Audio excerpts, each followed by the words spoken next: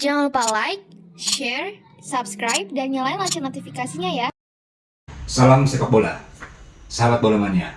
Jumpa lagi dalam Bola Mania Channel bersama Yosef Tertulis.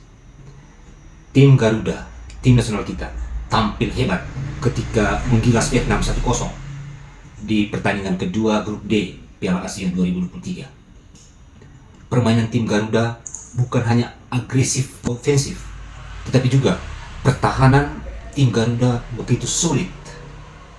Dan saya melihat ada dua kunci di balik permainan atraktif dan sulit yang mengacaukan permainan Vietnam. Pertama, kejelian pelatih Shin Tae-yong untuk menggantikan Ilkan Bagot dan Rizky Ridho dengan Sandy Walsh dan Justin Hubner. Pergantian itu ternyata ampuh. Trio back sentral kita, Sandy Walsh di kanan, kemudian Jordi Amat di tengah, dan Hubner di kiri, malam itu bermain sangat profesional dan disiplin tinggi dengan standar permainan Eropa. Baik saat bertahan, ketika melakukan man-to-man, penjagaan orang, maupun dalam penjagaan daerah, zona mati. Ketiganya sangat kompak dan sangat solid. Setiap penyerang Vietnam yang mencoba masuk ke area pertahanan kita selalu menghadapi tembok oleh trio back ini. Dan mereka melakukan penjagaan yang sangat ketat, termasuk menempel penyerang Vietnam sampai didorong sampai ke area pertahanan Vietnam sendiri, sehingga mereka tidak ada kesempatan untuk balik menyerang. Dan hebatnya bahwa ketika salah seorang dari trio center back ini melakukan tekanan sampai ke daerah pertahanan lawan, di belakang koordinasi antara back kanan Asnawi, kemudian ada Sandy Walsh dan Jordi Amat, maupun back kiri yang kemudian masuk ke dalam area pertama, melakukan koordinasi yang sangat baik.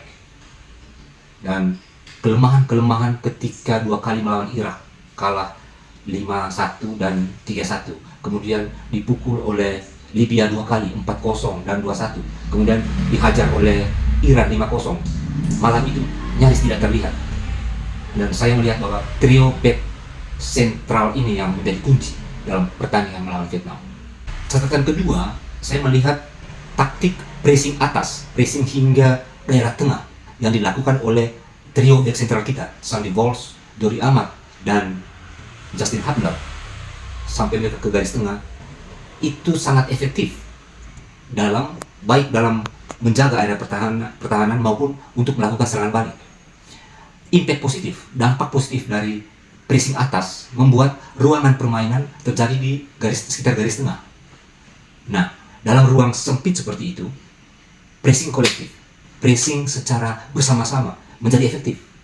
Apalagi pemain-pemain Indonesia memiliki kecepatan, memiliki daya lentur, dan start lari pendek yang sangat baik, sehingga membuat serangan balik Indonesia malam itu begitu berebut bola di lini tengah, mereka melakukan serangan balik cepat dengan bola-bola datar ke area pertahanan dari Vietnam.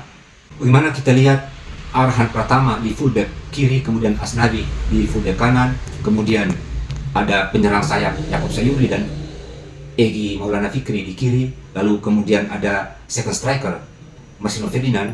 Itu begitu kompak, begitu cepat melakukan pressing di area tengah, merebut bola dari pemain Vietnam untuk kemudian melakukan serangan balik cepat. Di babak pertama kita lihat bagaimana Indonesia begitu mendominasi dan permainan hampir setengah lapangan, karena memang taktik pressing atas itu yang menjadi penyebabnya. Dan itulah sebenarnya ciri khas permainan Indonesia, yaitu pressing atas, persempit ruang permainan, kemudian merebut bola di area tengah dan langsung melancarkan serangan balik cepat ke area atau ke jantung pertahanan lawan. Di babak kedua terjadi perubahan. Pertahanan Indonesia kerap mendapat tekanan karena pemain-pemain Vietnam melakukan kontra strategi, di mana mereka berani melakukan pressing atas juga.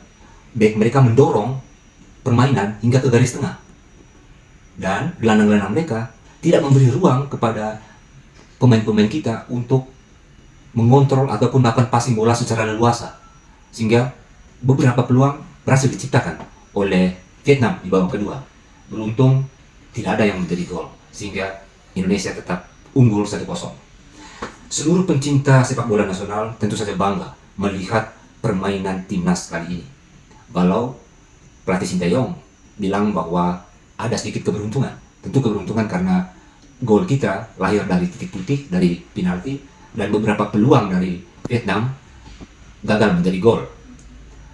Presiden Jokowi sendiri mengaku menonton sampai setengah 12 malam, dan ia menyatakan sangat senang dan memuji permainan tim nasional kita. Wajah ceria pun terpancar dari Ketua Umum PSSI Erick Thohir yang berjanji akan mengucurkan bonus khusus untuk para pemain atas kerja keras, kerja cerdas mereka mengalahkan Vietnam. Selain kemenangan lewat permainan yang agresif dan atraktif, kita semua happy karena dengan kemenangan 1-0 atas Vietnam, harapan melaju ke babak 16 besar menjadi kian terbuka. Tentu dengan syarat kita harus mengalahkan Jepang di laga terakhir. Minimal bermain imbang sehingga nilai kita menjadi 4. Kalau toh kalah, asal kalah tipis, kita masih punya peluang sebagai salah satu peringkat keempat terbaik. Karena sistem Piala Asia 2023 ini, selain ada 12 tim juara dan runner-up masing-masing grup lolos, ada 4 peringkat ketiga terbaik yang berhak melaju ke babak 16 besar. Peluang untuk menahan imbang Jepang sebetulnya cukup terbuka atau minimal kalah tipis, asalkan timnas kita tampil lebih solid.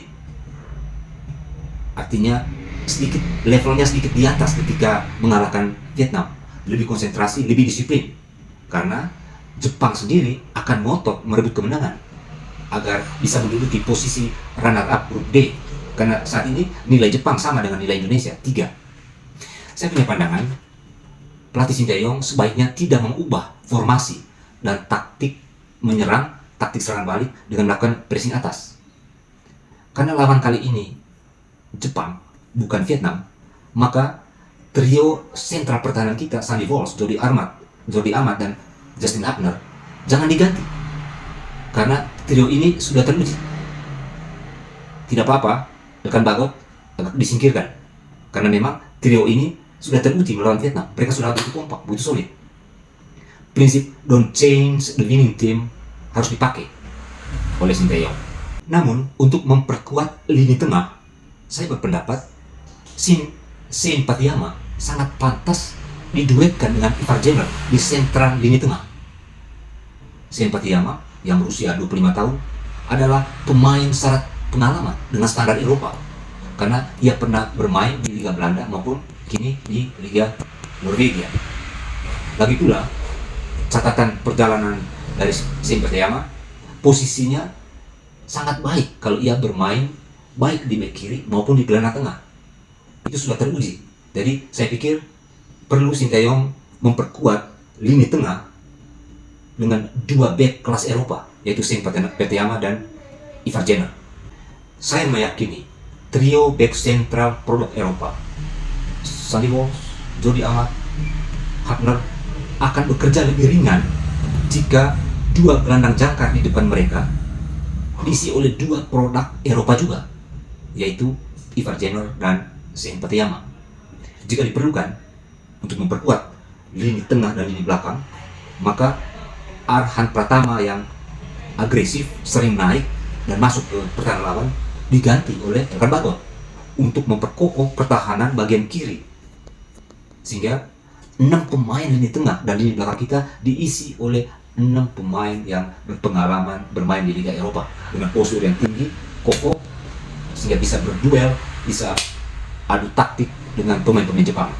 Jika Shane Patiyama turun berduet di lini tengah dengan Ivar Jenner, maka konsekuensinya Marcelino Ferdinand dan Jakob Sayuri yang memiliki kecepatan, skill individu, bermain agak melebar sebagai penyerang sayap.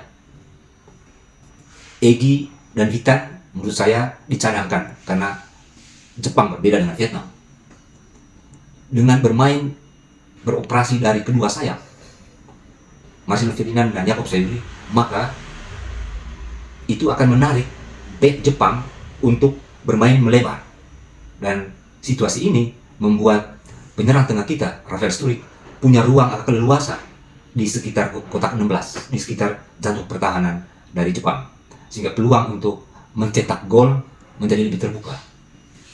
Kalau tidak mencetak gol, minimal kita mampu meredam serangan bergelombang dari Jepang, sehingga kita tidak kalah, ataupun kalau kalah tipis, sehingga peluang ke-16 besar tetap terbuka sebagai peringkat ketiga terbaik. Sahabat bola mania, sampai di sini dulu. Sampai jumpa di episode selanjutnya. Salam sepak bola.